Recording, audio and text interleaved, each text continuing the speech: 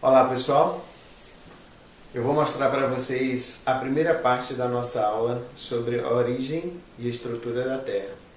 Inicialmente nós vamos tentar entender o nosso planeta numa visão sistêmica, né? Então o que seria essa visão sistêmica? A visão é que a Terra ela é constituída de vários sistemas que interagem para dar o seu dinamismo, como a hidrosfera, representada aqui pelos oceanos, a atmosfera, representada pelas nuvens, em branco, e a geosfera, representadas aqui pelo continente sul-americano e norte-americano. Além dessas esferas, nós temos também a biosfera e a antroposfera, que é a esfera de atuação do homem. Bem, antes de entrar nessa parte sistêmica, vamos tentar entender como foi a origem do sistema Terra-Lua nesse vídeo aqui que eu adaptei da BBC. Não é exagero algum dizer que, em sua origem, a Terra era uma bola de fogo. As principais fontes de fornecimento de energia térmica para o sistema Terra eram, primeiro, os impactos dos grandes corpos celestes que transformavam a energia cinética em energia térmica. Segundo, a própria força gravitacional. E terceiro, a decomposição dos isótopos instáveis que ocorrem até hoje e por isso não permite que o resfriamento da Terra seja uniforme. O aquecimento da Terra foi se dando até que, em algum momento, um grande corpo celeste, um grande bólido, se chocou com a Terra e elevou a sua temperatura superficial a mais de 1.500 graus Celsius. Observe no vídeo. Essa energia foi suficiente para evaporar toda a superfície da Terra e colocar no seu entorno uma grande quantidade de fragmentos resultantes desse choque.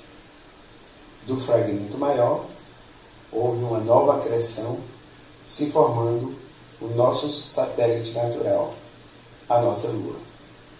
Esta é a origem do sistema Terra-Lua. Bem, então em resumo, nós temos aí a fase do impacto, depois a fase de espalhamento, né, dos fragmentos que ficaram no entorno da Terra, e por fim a acreção tanto da Terra quanto da Lua a partir desses fragmentos, certo?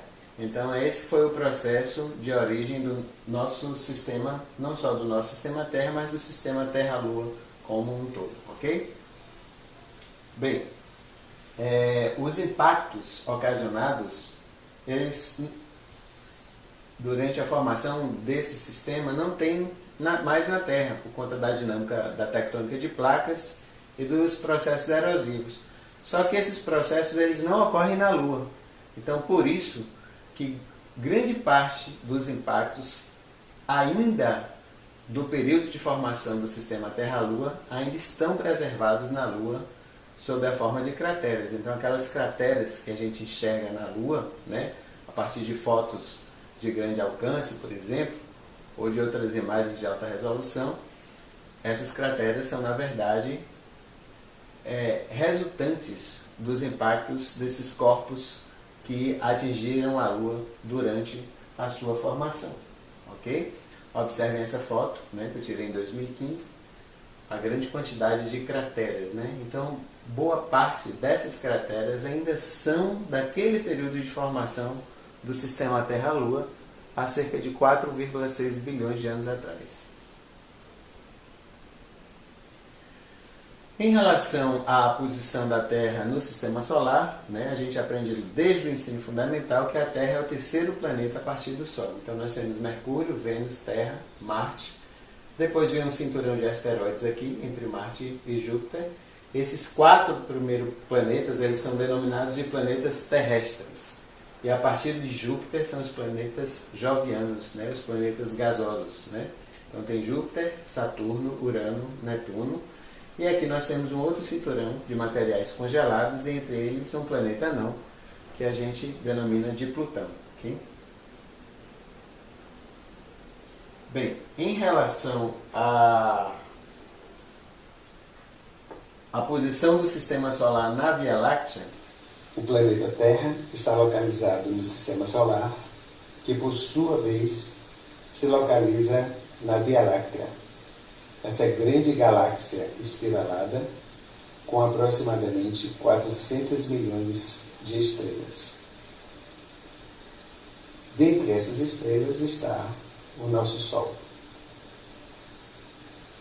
Observe que o movimento do Sol dentro da Via Láctea é um movimento de sobe e desce, semelhante ao movimento de um carrossel.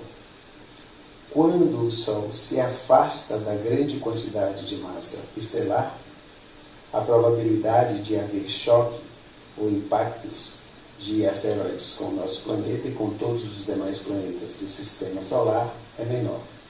Quando ele se aproxima, a probabilidade de impacto é maior. Leva aproximadamente 30 milhões de anos para que esse movimento se complete. Bem, então a partir disso nós já podemos ter essa visão sistêmica do nosso planeta.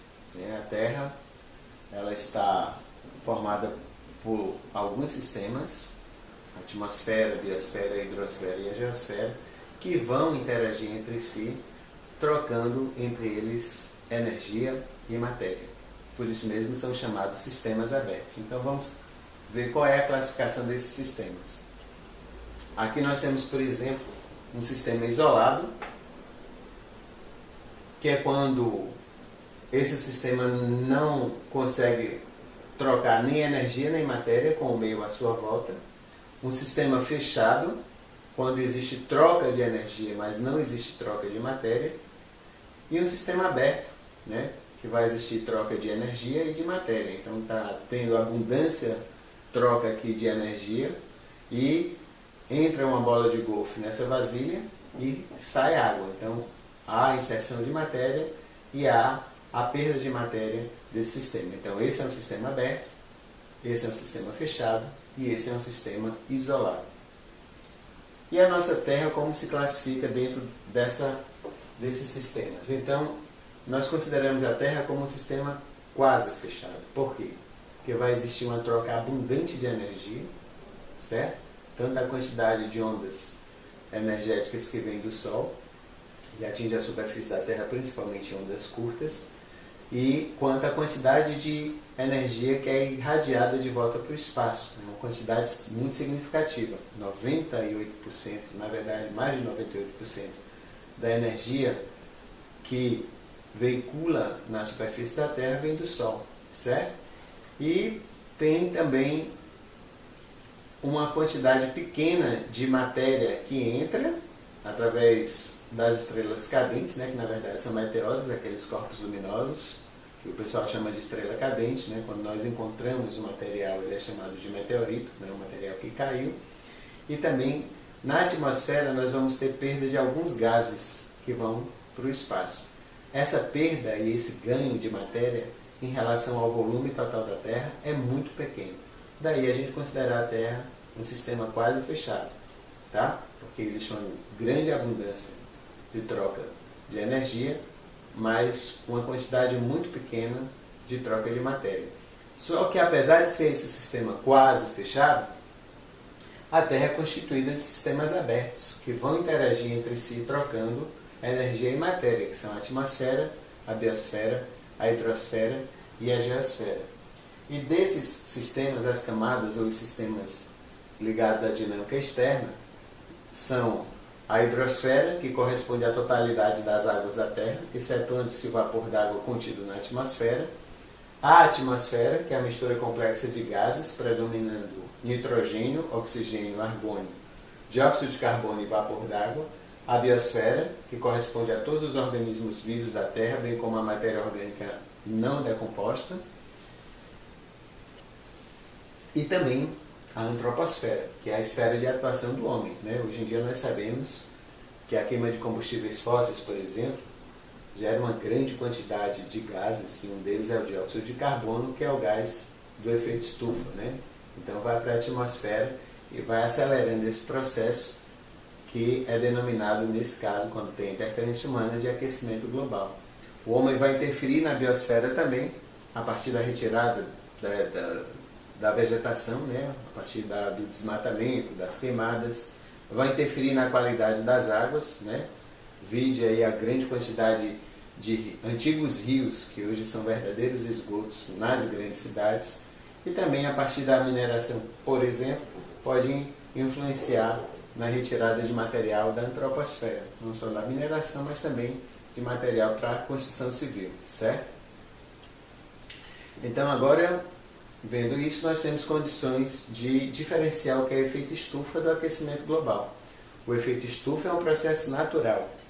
Ele ocorre há milhões e milhões de anos na Terra. Então acredita-se, por exemplo, que há 700 milhões de anos atrás a Terra era uma imensa bola de gelo, né? Chamada bola de neve, na verdade. E o que aconteceu para que a Terra voltasse a ter uma temperatura confortável para o desenvolvimento da vida como a gente conhece hoje em dia.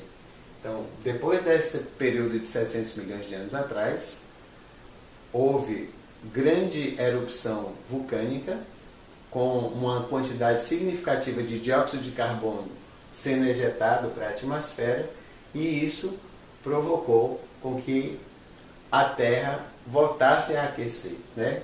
E isso é o chamado de efeito estufa, que é um processo natural. Por que efeito estufa? Porque se compara a uma estufa, né? Digamos, aquela casa com teto de vidro que abriga plantas, certo? E que vai ser muito quente aqui dentro. Por quê? Porque os raios que atingem a superfície da Terra, ele vem em ondas curtas.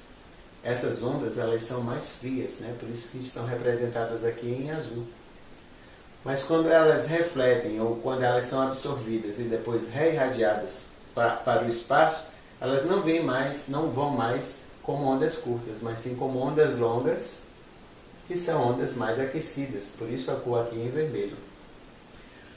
As ondas curtas, elas têm facilidade de passar pelo teto de vidro, mas as ondas longas não. Então elas batem e voltam aqui para dentro da estufa, e por isso que vai aquecendo esse ambiente aqui. No caso do nosso planeta, o que é que faz o papel desse teto de vidro? É o dióxido de carbono que está na atmosfera. Então, esses raios, raios de comprimento de onda longa, eles batem no dióxido de carbono e voltam para a superfície. Quanto mais dióxido de carbono, maior o aquecimento. E aí daí que vem o aquecimento global, já que da Revolução Industrial para cá, a quantidade de dióxido de carbono pelo menos dobrou na atmosfera terrestre, ok? Bem, essa foi a nossa primeira parte da aula, certo? Mais informações vocês podem achar nessa página do Facebook, facebook.com/uchoamaster, que é a página de Geologia Básica. E também inscreva-se no nosso canal do YouTube, certo? Também Geologia Básica. Eu espero que vocês tenham gostado da aula, certo? Um abraço a todos e até a próxima.